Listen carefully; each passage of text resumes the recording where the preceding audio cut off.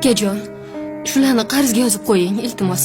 Yana qarzgami kenaya? To'g'risi men ham bu yerda oddiy ishchiman. Xo'jayindan gap eshitaman.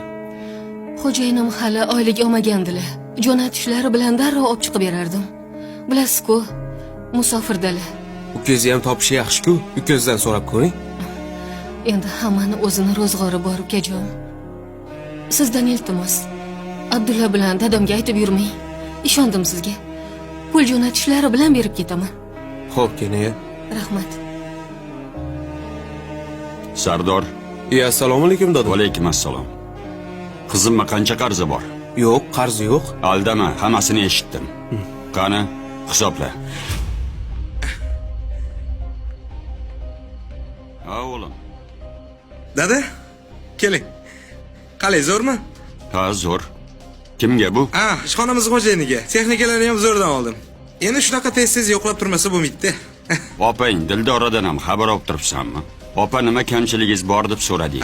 O'tgan oy aytdingiz-ku. 4 ta non ko'tarib 10-15 minut gaplashib keldim. Endi kamchiligi bo'lsa eriq beradi-da. 4 ta non degan. Sen boshlig'ingga narsa tashishdan bo'shamaysan. Ishdan bo'shatib yubormasin deb paxta qo'yib yuribsan. Opangning 3 ta bolasi borligini. Eri musofirdaligi esingga kelmaydi. Yana uyalmasdan. Bir oy oldin 4 ta non olib borganingni gapirasan. Endi boshliqqa tez-tez narsa olib borsam, lavozimim tezroq ko'tariladi, dada. Sen qorni to'q odamni to'ydirib yuribsan. Agar opangdan xabar olsang, mansabingni bilmadim-u, lekin martabang oshadi. Dada, meni ham o'zimga yarasha tashvishlarim bor. Ishxonamda o'rnimga ko'z tikib turganlar qancha. Yana xudo urib ishdan bo'shatib yubormasin. Ey bola, bir narsani yaxshi bilib ol. Xudo ursa, boshlig'ingga paxta qo'ymaganing uchun emas, opangdan xabar olmaganing uchun uradi. Opang bir oydan beri do'kondan qarzga narsa olib yeyapti. Sen ahmoq bo'lsa, lavozimni o'ylayapsan. Tog'ajon, mazza ekan. Rahmat. Osh bo'lsin, qizim. Nima qilarding shuncha ovora bo'lib, ukajon? Hamma narsamiz bor edi. Kecha pochchang ham pul jo'natgandilar. Hammasidan xabarim bor. Do'kondagi qarzlaringizni dadam to'lab qo'yibdilar.